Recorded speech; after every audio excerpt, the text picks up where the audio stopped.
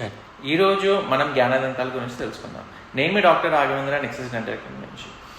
మనకి నోట్లో 4 జ్ఞానదంతాలు ఉంటాయి. ఇవి పైన దవడల్లో 2 ఉంటాయి, కింద దవడల్లో 2 ఉంటాయి. సో ఈ జ్ఞానదంతాల్లో 18 ఇయర్స్ అంటే 18 ఏళ్ళ తర్వాత ఎప్పుడైనా ఎరెక్ట్ అవ్వచ్చు. 18 ఏళ్ళ నుంచి 50 మేము ఈవెన్ 50 ఏళ్ళ వరకు కూడా ఇట్లాంటి ప్రాబ్లమ్స్ అనేవి చూసాం. సో ఎప్పుడైనా ఎరెక్ట్ అవ్వచ్చు. ఈ ఎరెప్షన్ ఏంటంటే చాలా మటుకు జ్ఞానదంతాలు క్రాస్ ఉంటాయి అన్నమాట. 60% ఆఫ్ ద పాపులేషన్లో ఈ జ్ఞానదంతాలు క్రాస్ ఉంటాయి. ఎస్పెషల్లీ కింద దవడలో ఉన్న జ్ఞానదంతాలు మాత్రం చాలా మటుకు క్రాస్ రావడం జరుగుతుంది.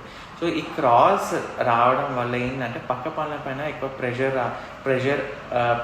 అక్కడ అంతా ప్రెషర్ బిల్డప్ అయిపోతుంది. ఇంకోటి ఏంటంటే అక్కడ చిగురు దగ్గర ఎక్కువ ఫుడ్ లాడ్జ్మెంట్ అంటే ఫుడ్ ఇరకడం వల్ల కూడా అక్కడ ఇన్ఫెక్షన్ అయ్యి చాలా మటుకు పేషెంట్స్ మా దగ్గర పెయిన్తో రావడం జరుగుతుంది. సో ఈ పెయిన్ చాలా అంటే రేడియేటింగ్ పెయిన్ లాగా, అంటే ఈ దవడ సైడ్ మొత్తం కింద నెక్ సైడ్ రేడియేటింగ్ పెయిన్ లాగా ఉంటుంది.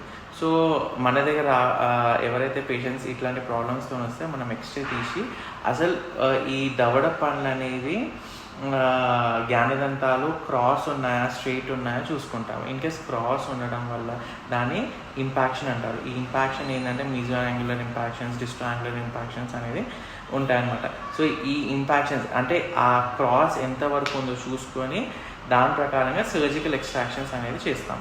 సో ఈ సర్జికల్ ఎక్స్ట్రాక్షన్ ఏంటంటే అక్కడ పక్కన కొంచెం ఆ దవడ ఉన్న ఈ ఫ్లాప్ ఎలివేట్ చేసుకొని దవడ దగ్గర కొంచెం డ్రిల్లింగ్ చేసుకొని ఆ పన్నుని 2 సెక్షన్స్ కింద కట్ చేసి ఆ పన్నుకి ఒక్కొక్క భాగం లాగా తీస్తాం బయటికి. తర్వాత సూచర్స్ ఇస్తాము అండ్ 1 వీక్ అట్సైడ్ బేసిక్ ఇన్స్ట్రక్షన్స్ ఇస్తాము. అంటే ఇంకొంచెం వాపు స్వెల్లింగ్ అనేది చూస్తాం. ఆ తర్వాత అవి 1 వీక్ తర్వాత నార్మల్గా సెట్ అయిపోతుంది.